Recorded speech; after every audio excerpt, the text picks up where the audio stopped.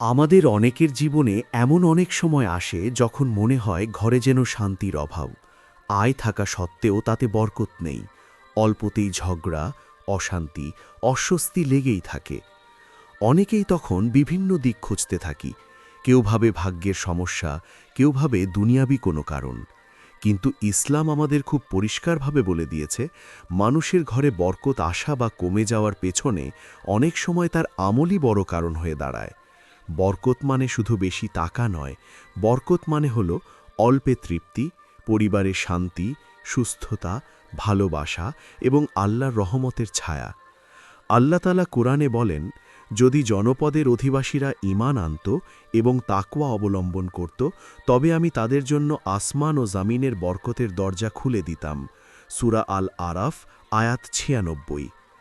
আজকের এই ভিডিওতে আমরা আলোচনা করব ঘরে বরকত আনার ৭টি গুরুত্বপূর্ণ আমল, যা কুরআন ও সহিহ হাদিস দ্বারা প্রমাণিত।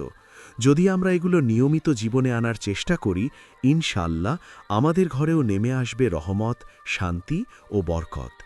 চলুন শুরু করা যাক। ১. ঘরে সালাম দেওয়া। ঘরে প্রবেশ করার সময় সালাম দেওয়া একটি ছোট কিন্তু অত্যন্ত বরকতময় আমল। আল্লাহ তাআলা বলেন, তোমরা যখন কোনো ঘরে প্রবেশ করবে তখন নিজেদের উপর সালাম দাও, এটি আল্লাহর পক্ষ থেকে বরকতময় ও পবিত্র অভিবাদন। সূরা আন-নূর আয়াত ৬১। রাসূলুল্লাহ সাল্লাল্লাহু আলাইহি ওয়াসাল্লাম বলেছেন, হে বৎস, যখন তুমি তোমার ঘরে প্রবেশ করবে তখন সালাম দাও, এতে তোমার এবং তোমার পরিবারের জন্য বরকত হবে। তিরমিজি হাদিস নম্বর ২৬৯৮।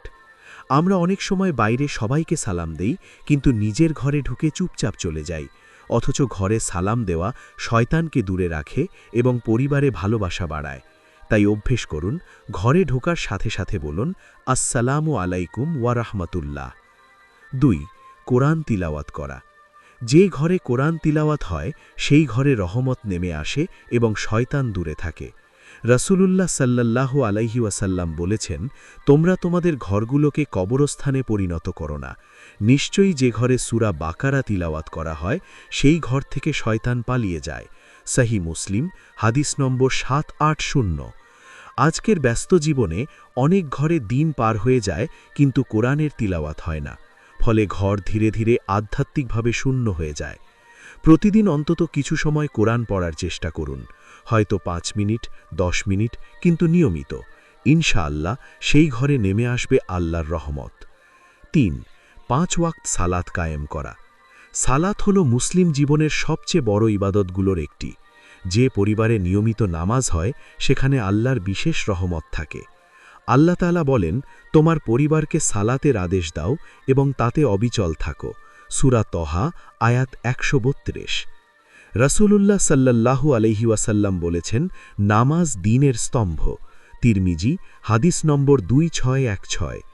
যদি পরিবারের সবাই মিলে নামাজ আদায় করা যায়, বিশেষ করে ফজর ও মাগরিবের পর কিছু সময় একসাথে দোয়া করা হয়, তাহলে সেই ঘরে নেমে আসে প্রশান্তি। ৪. বেশি বেশি ইস্তিগফার করা। ইস্তিগফার মানে আল্লাহর কাছে ক্ষমা চাওয়া। আমরা সবাই ভুল করি, গুনাহ করি, কিন্তু আল্লাহ অত্যন্ত দয়ালু। তিনি চান আমরা তার কাছে ফিরে আসি।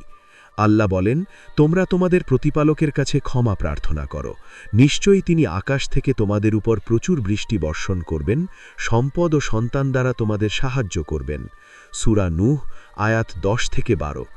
ইস্তিগফার শুধু গুনাহ মাফ করায় না, বরং রিজিক বাড়ায় এবং জীবনে বরকত আনে। প্রতিদিন অন্তত ১০০ বার বলার চেষ্টা করুন, আস্তাগফিরুল্লাহ। ৫. আত্মীয়তার সম্পর্ক বজায় রাখা। আত্মীয়তার সম্পর্ক রক্ষা করা ইসলাম অত্যন্ত গুরুত্ব দিয়ে দেখেছে। রাসূলুল্লাহ সাল্লাল্লাহু আলাইহি ওয়াসাল্লাম বলেছেন, যে ব্যক্তি চায় তার রিজিক বৃদ্ধি পাক এবং আয়ু দীর্ঘ হোক, সে যেন আত্মীয়তার সম্পর্ক বজায় রাখে। সহিহ বুখারী হাদিস নম্বর ৫৯৮৬। আজ অনেক সময় ছোট ছোট কারণে আত্মীয়দের সাথে সম্পর্ক নষ্ট হয়ে যায়, কথা বন্ধ হয়ে যায়। কিন্তু মনে রাখবেন, যেখানে আত্মীয়তার সম্পর্ক ভেঙে যায় সেখানে বরকত কমে যায়। একটা ফোন, একটা খোঁজ নেওয়া, একটা সালাম, এই ছোট ছোট কাজগুলোই অনেক বড় বরকতের কারণ হতে পারে। ৬. আল্লাহর নামে খাবার শুরু করা। খাবারের শুরুতে বিসমিল্লাহ বলা একটি গুরুত্বপূর্ণ সুন্নাহ। রাসূলুল্লাহ সাল্লাল্লাহু আলাইহি ওয়াসাল্লাম বলেছেন, যে খাবারে আল্লাহর নাম নেওয়া হয় না সেই খাবারে শয়তান অংশ নেয়। সহিহ মুসলিম, হাদিস নম্বর 2017। অর্থাৎ শুধু একটি শব্দ বিসমিল্লাহ আমাদের খাবারকে বরকতময় করে তোলে। 7. দান সৎকা করা। দান সৎকা কখনো সম্পদ কমায় না, বরং বরকত বাড়ায়। আল্লাহ তাআলা বলেন, তোমরা যা কিছু ব্যয় করো আল্লাহ তা প্রতিদান দেন। সূরা সাবা, আয়াত 39। রাসূলুল্লাহ সাল্লাল্লাহু আলাইহি ওয়াসাল্লাম বলেছেন, সদকা সম্পদ কমায় না। সহিহ মুসলিম, হাদিস নম্বর 2588। অল্প হলেও নিয়মিত দান করার চেষ্টা করুন। হয়তো একজন দরিদ্রকে খাবার দেওয়া, হয়তো মসজিদে কিছু সহযোগিতা করা। এই ছোট ছোট দানই জীবনে বড় বরকতের দরজা খুলে দেয়। প্রিয় দর্শক, ঘরে বরকত আনার জন্য সবসময় বড় কোনো কাজ প্রয়োজন হয় না, বরং অনেক সময় ছোট ছোট আমলই আমাদের জীবন বদলে দিতে পারে। আজ আমরা যে 7টি আমল জানলাম, ঘরে সালাম দেওয়া, কোরআন তিলাওয়াত করা, 5 ওয়াক্ত সালাত কায়েম করা, বেশি বেশি ইস্তিগফার করা, আত্মীয়তার সম্পর্ক বজায় রাখা, খাবারের শুরুতে বিসমিল্লাহ বলা এবং দান সৎকা করা, যদি আমরা এগুলো নিয়মিত করার চেষ্টা করি, ইনশাআল্লাহ আমাদের ঘরেও নেমে আসবে রহমত, শান্তি ও বরকত। আল্লাহ তাআলা আমাদের সবাইকে এসব আমল করার তৌফিক দান করুন। আমিন। ভিডিওটি যদি ভালো লাগে তাহলে লাইক দিন, ইসলামের জ্ঞান ছড়াতে শেয়ার করুন এবং প্রতিদিন এমন ইসলামিক ভিডিও পেতে চ্যানেলটি সাবস্ক্রাইব করুন। মহান আল্লাহ আমাদের সবাইকে উভয় জাহানের কল্যাণ দান করুন। আমিন।